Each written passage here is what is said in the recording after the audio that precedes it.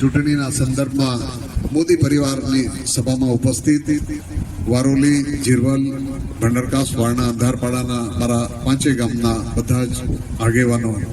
અને ખાસ કરીને કાર્યક્રમમાં ઉપસ્થિત આપણા 181 કપરાડા વિધાનસભા મત વિસ્તારના સંયોજક ભાઈ